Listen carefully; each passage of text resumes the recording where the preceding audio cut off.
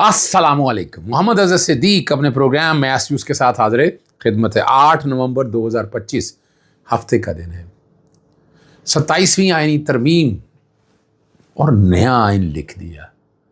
اور میں نے اس پہ میں چاہتا ہوں ذرا اس پہ جو میں نے ٹویٹ کیا ہے میں وہی پڑھ دوں. بڑا مزیدار ٹویٹ میں نے کیا ہے اور میں نے لکھا ہے اس پہ. اور یوں نیا آئین لکھ کر موجودہ رجیم نے تاریخ رقم کر دی. زندہ باد نظریہ نواز شریف، اب آئین بھی وفاداری کا محتاج. بیک گراؤنڈ اگر چلا دیں گے تو ٹھیک ہے. Social media IMF good governance اور عوام بے وقوف. مطیع جان کے خلاف سیاسی انجینئرنگ نہیں چل سکتی. بہت سے اختلاف رہیں گے مجھے مطیع جان کے، لیکن یہ طریقہ کار کبھی بھی اپروو نہیں کیا جا سکتا. اور فائدے کون کون اٹھا رہا ہے ذرا اس پہ بھی آج گفتگو کریں گے. وفاقی کابینہ نے 27ویں آئینی ترمیم کی منظوری دے کر پہلا مرحلہ تو مکمل کر لیا، مگر اس کا باقاعدہ ڈرافٹ کا کوئی اتا پتہ نہیں ہے. لیکن جو چیزیں سامنے آ رہی ہے، وفاقی وزیر قانون اعظم نذیر تاڑڑ ججز کی ٹرانسفر کا اختیار جوڈیشل کمیشن آف پاکستان کے پاس ہوگا. میں نے ٹویٹ کیا اس پہ، میرا جوڈیشل کمیشن میری مرضی. انتظامی یا سیاسی لوگ اس کے اندر ہیں. کہاں ہے سپریم کورٹ کے ججز اس میں زیادہ؟ جس دن تعداد ججز کی زیادہ ہوگی تو پھر کچھ سمجھ میں بات آتی ہے.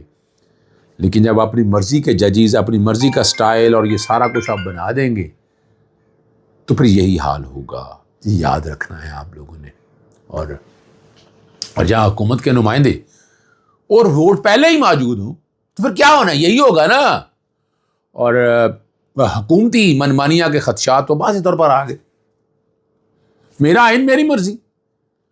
اور ساتھ ہی بتا دیا کہ آئینی عدالت کے قیام پر خاموش اتفاق کر لیا گیا اور اس ترمیم کو سینٹ میں پیش کرنے کے بعد اسے قائمہ کمیٹی برائے قانون کے سپرد کیا جائے گا.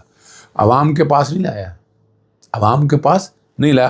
کچھ چیزیں ہیں جو میرے سامنے، وہ میں بھی آپ کے سامنے باری باری ایک چیز میں آپ کے سامنے جنرل بات کر دوں. تجویز یہ لائی گئی ہے کہ سینٹ کے چیئرمین اور ڈپٹی چیئرمین کا انتخاب ہر 3 سال بعد ہونا چاہیے. آرٹیکل 243 پہ ترمیم کرنے کی بات بھی ہو رہی ہے. ایسا تاثر کیا دیا گیا جیسے فیلڈ مارشل کے عہدے کو تایاد بنانے کی سوچ بھی موجود ہے. اور ترمیم کے تحت تمام ہائی کورٹ ججز کی مشترکہ سینیارٹی ان کی تاریخ تقرری کی بنیاد پر طے کی جائے گی. یعنی پہلے نہیں تھی. جب وہ ججز سینیارٹی کا معاملہ آیا اب تو بات واضح آ گئی نا. اور جوڈیشل کمیشن کی مرضی، اپنا جوڈیشل کمیشن اپنی مرضی، ٹھیک ہے نا جی.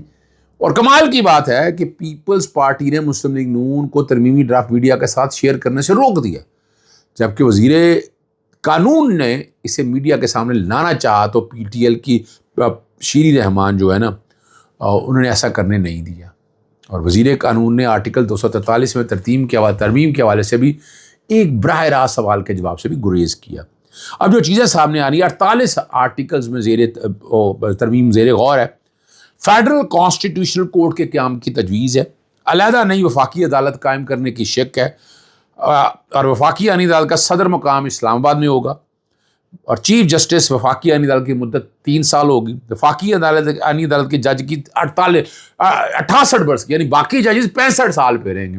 یہ کہ وہ 68 پہ ہوں گے. جناب سوال ہے، ڈسکرمنیشن نہیں ہے. کس بات؟ کیا کوئی خاص پر لگے ہوں گے یا سرخاب کے پر لگے ہوں گے ان کو، یا کوئی آسمانی یعنی کیا؟ وہ یہ چیلنج ہونا پڑے گا. اور آئینی عدالت کو وفاق اور صوبوں کے درمیان تنازع سننے کا اختیار ہوگا.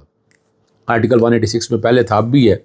اور آئینی عدالت کو آئینی تشریح اور بنیادی حقوق سے متعلق دارہ اختیار ہوگا.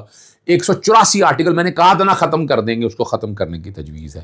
آرٹیکل 175 میں وفاقی آئینی عدالت قیام کی ترمیم کر دی گئی. آئینی اختیارات محدود سپریم کورٹ کے جو کانسٹیٹیوشن کورٹ کو چلے جائیں گے. 175 میں ججز کی نیا طریقہ کار تجویز کر دیا.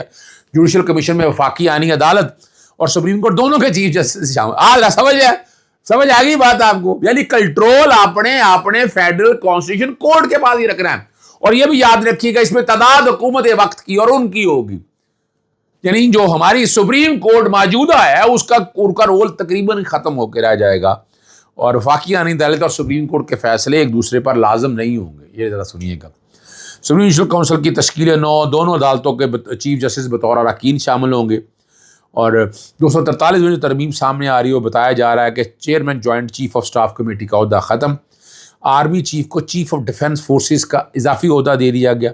فیلڈ مارشل صاحب کو قومی ہیرو کا درجہ دینے اور تاحیات مراد دینے کی تجویز ہے.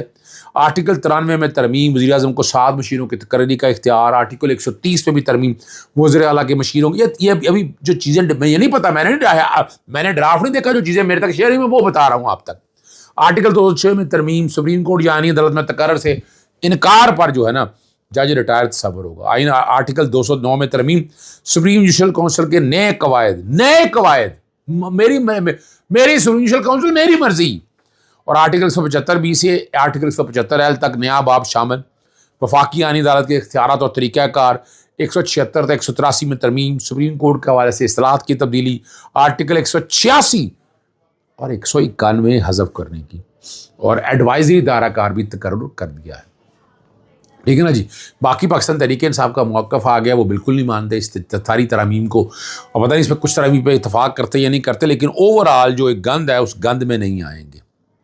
ٹھیک ہے نا جی. اور آپ سمجھ گئے ہوں گے. آئی ایم ایف نے جو ہے دوسری بات جو کرنے والی ہے، پاکستان میں عدالتی اور انتظامی نظام میں شفافیت اور احتساب بڑھانے پر زور دیا. نہیں تھے، میں نہیں کہہ رہا، آئی ایم ایف کہہ رہے ہیں.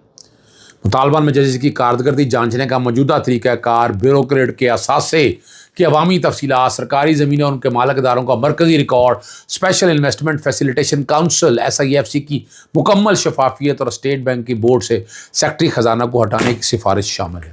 سمجھ آ گئی بات آپ کو؟ اور یہ ساری سفارشات IMF کی good governance and corruption diagnostic report کا حصہ ہیں، جو حکومت Pakistan, supreme court, auditor general اور نیب سے مشاورت کے بعد تیار کی گئی.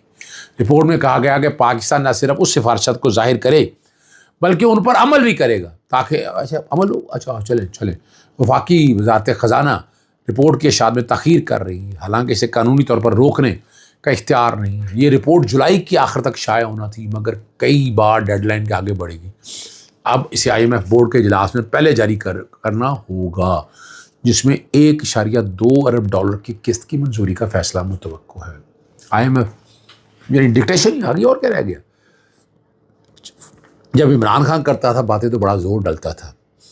اور اگلی جو بات ہے، سینئر صحافی مطیع اللہ جان خان مقدمے کی سماعت آپ کے سامنے CDR کال ڈیٹا ریکارڈ ویڈیو کے حوالے سے بھی بات ہوئی، محفوظ کر لیا تھا میں نے. فیصلہ ابھی تک جب ریکارڈ کر رہی ہوں اس وقت تک نہیں آیا. اور آئندہ سماعت کی تاریخ میں چلیں میں ایک دفعہ پھر ذرا ٹویٹر کی مدد لیتے ہیں کہ وہاں سے پتہ چل سکے گا کہ اس کا فیصلہ کیا ہوا، اور کو پتہ چل سکے گا. اور ٹھیک ہے نا جی. ابھی تک یہاں کسی نے بھی فیصلہ وہ شیئر نہیں کیا ہے کہ جو پتہ چل سکے کہ کیا کار ہے. ٹھیک ہے نا، تاکہ پتہ چل سکے حالات اور واقعات کیا ہیں. اور اب لیٹس سی آگے کیا ہونا ہے، وہ آپ سمجھ سکتے ہیں کیا ہونا ہے.